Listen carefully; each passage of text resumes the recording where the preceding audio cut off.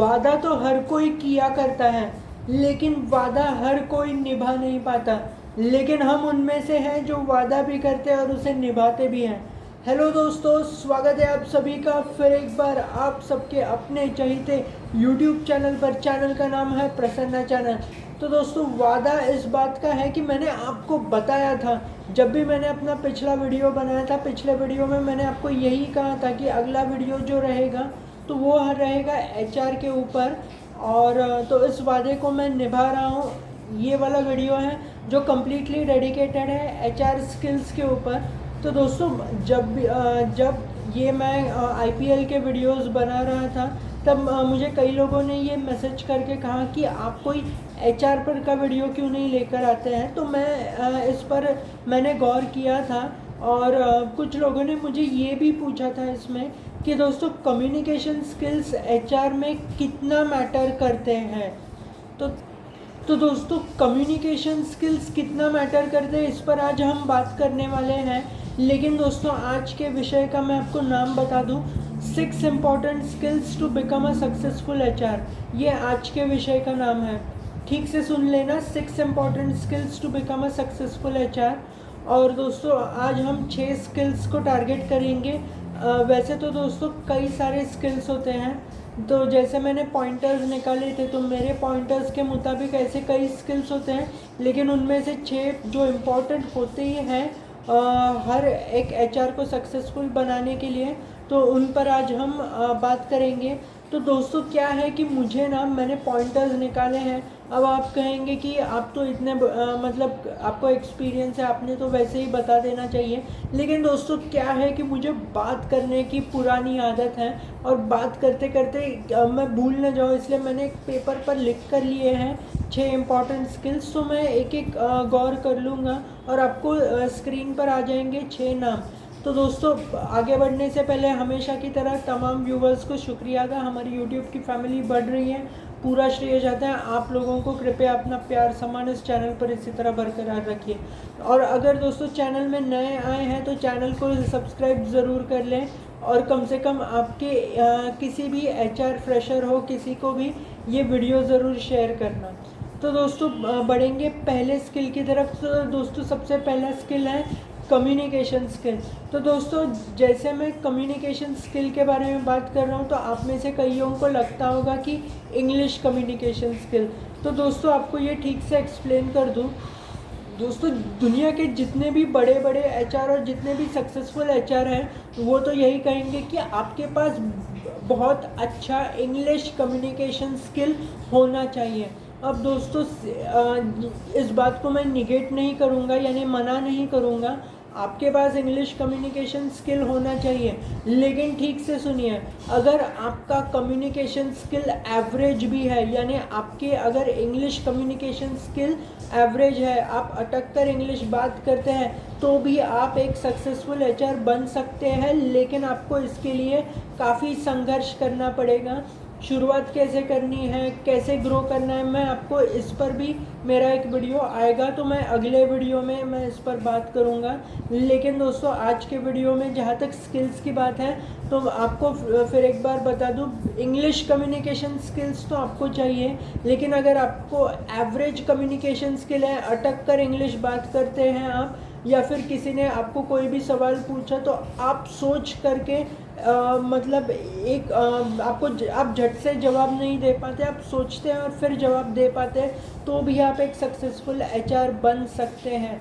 तो दोस्तों, जहाँ तक कम्युनिकेशन स्किल की बात है, इंग्लिश कम्युनिकेशन स्किल तो तब आता है दोस्तों जब आप रिक्रूटमेंट करते हैं, फ़ोन पर बात करते हैं, या फिर वीडियो इंटरव्यू लेते हैं। लेकिन दोस्तों, जब आप ऑर्गेनाइजेशन में हर किसी से बात करते हैं, तो कम्युनिकेशन स्किल एक अलग अलग तरीके का होता है कि जब आप अपने सीनियर से बात करते हैं, या फिर आप ऑर्गेनाइजेशन में किसी और के साथ बात करते हैं, तो कम्युनिकेशन स्किल अलग होता है। लाइक आप जो मैसेजेस डिलीवर करते हैं अपने बात करने के अंदाज से, तो वो एक अलग अलग लेवल का कम्युनिकेशन स्किल होता है। लेकिन जहाँ तक इंग्लिश कम्युनिकेशन स्किल की बात है, तो वो सिर्फ रिक्रूटमेंट में आपको यूज़फुल होता है वो स्किल।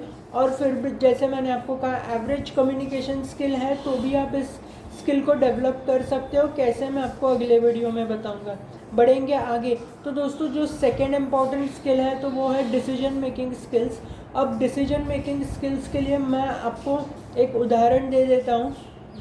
मान लो आप किसी की रिक्रूटमेंट करा रहे हैं अपने ऑर्गेनाइजेशन में, और आपको मतलब ये जानना है कि सामने वाला कैंडिडेट परफेक्ट है या नहीं। अब मान लो दोस्तों आप जावा डेवलपर की हायरिंग कर रहे हैं, तो जावा डेवलपर यानी फ्रंट एंड में कैंडिडेट को HTML CSS जावास्क्रिप्ट आना ही चाहिए, और बैक एंड में कि अगर आप बात करें तो जावा, स्प्रिंग बूट, हाइबरनेट और दोस्तों कई सारे स्किल्स होते हैं। तो ये प्रमुख जो स्किल्स होते हैं ये मैंने आपको बता दिए। रिएक्ट और एंगुलर, रिएक्ट या एंगुलर फ्रंट एंड में इनमें से कोई भी हो तो भी चल जाता है। तो दोस्तों और जेबॉस, फिर जावा के कई सारे लाइब्रेरीज भी हैं, jQuery वगैरह, तो ये भी उनको आनी चाहिए। लेकिन दोस्तों क्या रहता है कि जो कंसर्न जावा डेवलपर है आप उसके पास ये कैंडिडेट को भेज देते हैं, लेकिन दोस्तों जो कम्युनिकेशन स्किल है या फिर सामने वाला बंदा कितना इंटरेस्टेड है, आपको यही देखना होता है डिसीजन मेकिंग स्किल्स में। तो जो भी आप डिसीजन ले, जिस भी कैंडिडेट को आप इंटरव्यू के लिए बुलाते हैं, आप आइडेंटिफाई मतलब आपको कर लेना चाहिए कि वो कैंडिडेट कैसा है।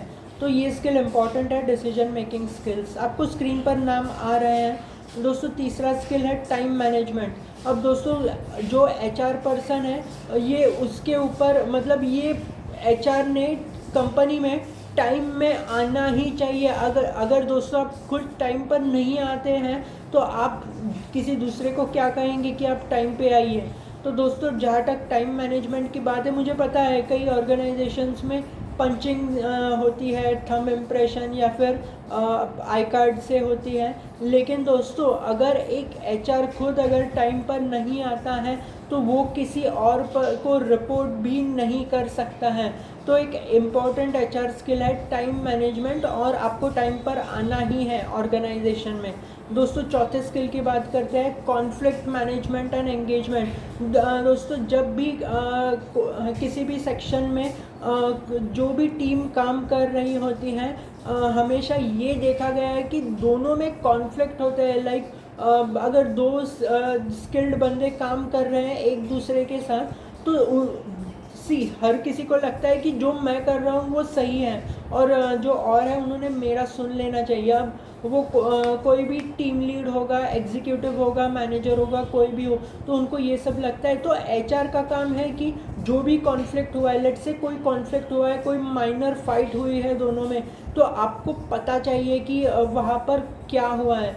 तो आपका ये काम है कि आप 1-on-1 मीटिंग कर ले, जान ले कि दोनों जो बंदे हैं जो आपकी ऑर्गेनाइजेशन में काम कर रहे हैं उनमें कॉन्फ्लिक्ट क्या हुआ है। तो आपका ये काम है कि आप ठीक से सुन ले, इसके ऊपर आपको रेजोल्यूशन निकालना है। अगर आप रेजोल्यूशन नहीं निकाल पा रहे हैं तो आपको एंगेजमेंट करवानी है। एंगेजमेंट यानी एम्प्लॉय एंगेजमेंट हो, किसी भी तरीके की कोई भी एंगेजमेंट हो जिसके ज़रिए आप इस कॉन्फ्लिक्ट को रेजोल्यूशन निकाल सकते हैं, उन दोनों में मिला ला सकते हैं और ऑर्गेनाइजेशन की प्रोडक्टिविटी इम्प्रूव कर सकते हैं। तो कॉन्फ्लिक्ट मैनेजमेंट एंड एंगेजमेंट ये एक बहुत इंपॉर्टेंट HR स्किल है और आपको इस पर फोकस करना है। दोस्तों बढ़ेंगे पांचवें स्किल की तरफ, और वो है लीडरशिप। अब दोस्तों लीडरशिप कई तरीके की होती है। लेट्स से कि फिर एक बार मैं आपको इस बार ट्रेनिंग एंड डेवलपमेंट का उदाहरण दे दूँ। तो दोस्तों लेट्स से कि आपकी ऑर्गेनाइजेशन में कोई नई टेक्नोलॉजी आई है और जितने भी आपकी जो वर्कफोर्स हैं वो पुरानी टेक्नोलॉजी का इस्तेमाल कर रहे हैं। तो दोस्तों ट्रेनिंग एंड डेवलपमेंट के ज़रिए आप उनकी प्रोडक्टिविटी को इम्प्रूव करा सकते हैं, आप उन्हें मोटिवेट करा सकते हैं बेटर परफॉर्मेंस के लिए, और आपको उनके लिए ट्रेनिंग एंड डेवलपमेंट अरेंज करानी है स्किल्ड ट्रेनर्स से। अब वो ट्रेनर्स कहीं आप बाहर से देख रहे हैं या आपकी ऑर्गेनाइजेशन में इंटरनल है, ये आपके ऊपर निर्भर करता है। हाँ, आपको इसके लिए कंपनी की मतलब आपकी सीनियर्स की ज़रूरत लगेगी कि कौन से एम्प्लॉय को ट्रेनिंग के लिए भेजना है। लेकिन जब भी ऐसी आप अगर फ्रेशर रहेंगे, इंटर्न रहेंगे या फिर रिक्रूटर रहेंगे तो ये स्किल आपके पास नहीं होगा लीडरशिप का, और आप ये डिसाइड नहीं कर पाएंगे कि कौन से एम्प्लॉय को ट्रेनिंग के लिए भेजना है, लेकिन जब भी आपको एक 3 से 4 साल का एक्सपीरियंस आ जाएगा एचआर में, तो आप ये खुद डिसाइड कर पाएंगे, आप ऑर्गेनाइजेशन को सजेस्ट कर पाएंगे। तो लीडरशिप ये एक बहुत इंपॉर्टेंट स्किल है, और ये कई जो बाकी के जो एचआर फंक्शंस हैं लाइक परफॉर्मेंस मैनेजमेंट, रिक्रूटमेंट, उसमें भी ये काम आता है। तो दोस्तों अब बढ़ेंगे हमारे नेक्स्ट मतलब सेक्शन की, और ये आखिरी है छठवां यानी 6th इम्पॉर्टेंट स्किल, और ये है पे प्लान मैनेजमेंट। अब दोस्तों पे प्लान मैनेजमेंट यानी क्या, इसे कहते हैं दोस्तों बेनिफिट्स मैनेजमेंट। जब भी एक एम्प्लॉय किसी भी ऑर्गेनाइजेशन में काम करता है, तो उसे जितने भी एम्प्लॉयज़ हैं सबके पे प्लान मैनेज करने पड़ते हैं। अब पे प्लान यानी क्या, मैं आपको बताता हूँ। तो एम्प्लॉयज़ को कई तरीके के फैसिलिटीज़ होते हैं, like sick leave allowance, casual leave यानी मतलब कल कुछ है मेरे मुझसे रिलेटेड या फिर मेरे घर में, तो उसके लिए वो कैजुअल लीव के लिए अप्लाई कर सकता है। अगर बीमार है तो सिक लीव, या फिर उसे कहीं घूमने जाना है, कोई प्लान है, तो वो पेड लीव के लिए अप्लाई करता है। कई ऑर्गेनाइजेशन में मेडिकल की फैसिलिटीज़ होती है, या फिर और भी कई सारे बेनिफिट्स होते हैं। तो यानी कॉम्पेंसेटरी ऑफ, या फिर और भी दोस्तों कई सारे बेनिफिट्स होते हैं, लाइक कंपनी के ट्रिप विजिट्स रहते हैं, कोई इवेंट्स होते हैं। तो पे प्लान मैनेजमेंट यानी क्या, तो जो भी हर एम्प्लॉय के जो भी बेनिफिट्स हैं, आपको इन्हें मैनेज करना पड़ता है। मैं आपको उदाहरण दे देता हूँ आपकी समझने की स्किल को इजी, मतलब आपको इजी कराने के लिए। लेट्स से कि कोई एम्प्लॉय आपके पास आ जाता है और ये कह देता है कि मैं इस ऑर्गेनाइजेशन में पिछले 2 साल से काम कर रहा हूँ, मेरी सैलरी ग्रो नहीं हुई है, और मैं मतलब कहीं और अप्लाई कर रहा हूँ तो मुझे सैलरी हाइक मिल रहा है। तो दोस्तों सैलरी हाइक ये भी एक पे प्लान मैनेजमेंट का इम्पॉर्टेंट फैक्टर है। दोस्तों बोनस भी एक और फैक्टर रहता है, लेकिन मैं आपको सैलरी के बारे में बताता हूँ। तो दोस्तों आपका काम ये नहीं है कि आप सामने वाले को कह दें कि आप जाना है तो जाइए। हाँ, वैसे भी आपकी भी ग्रोथ होगी, आपको और अच्छी अपॉर्चुनिटीज़ मिलेगी, ये आपको नहीं कहना है। अगर कोई एम्प्लॉय आपसे ये कहता है कि उसे कहीं और बेटर ऑफ़र मिल रहे हैं, तो आपको ये आपके सीनियर को जाकर बताना है। आपको उस एम्प्लॉय को ये ज़रूर कह देना है कि मुझे 1 या 2 दिन का टाइम दीजिए, मैं आपको एक सही रेजोल्यूशन दे देता हूँ या दे देती हूँ। और आपको सीनियर से ये जाकर कहना है, क्योंकि दोस्तों क्या रहता है कि आपको इसके ये जो रिसोर्स है उसका रिप्लेसमेंट मार्केट में मिल जाएगा, लेकिन ये ज़रूरी नहीं ना कि आपको स्किल्ड रिसोर्स ही मिले, या फिर आपको स्किल्ड रिसोर्स मिल भी जाए तो वो ऑर्गेनाइजेशन के लिए उतना टाइम दे पाए, ये मतलब ऐसा होता नहीं है। और कुछ एम्प्लॉयज़ कंपनी के लिए एसेट्स होते हैं। एसेट्स यानी ऐसी कोई भी चीज़ कि अगर वो कॉम्पिटिटर के पास चली गई तो कॉम्पिटिटर की ग्रोथ हो। तो दोस्तों ये एक पे प्लान मैनेजमेंट इम्पॉर्टेंट स्किल है। फिर एक बार कहता हूँ, इंटर्न या फिर रिक्रूटर रहेंगे तो ये स्किल आपके पास नहीं होगा, आपको ये स्किल एक्सपीरियंस से आ जाएगा। कॉम्पेंसेशन के डिपार्टमेंट में अगर आप काम करते हैं तो ये स्किल ईजीली ग्रो हो जाएगा। तो दोस्तों ये तो थे आज 6 स्किल्स जो जिस पर मैंने आपसे बात की। आशा करता हूँ कि आपको आज की वीडियो पसंद आई होगी। जो जितने भी बचे हुए स्किल्स हैं उन पर भी मैं एक वीडियो लेकर आऊँगा, क्योंकि दोस्तों जब भी एक एचआर किसी ऑर्गेनाइजेशन में काम करता है तो ये 6 स्किल्स तो बहुत इंपॉर्टेंट स्किल्स है, वो उसके पास होने ही चाहिए।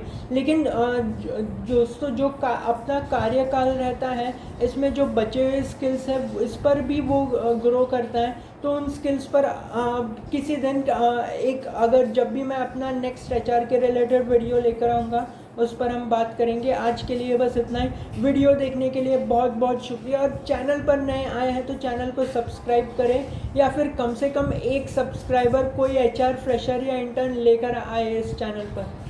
तो it was a fun part. तो thanks for watching and thank you very much.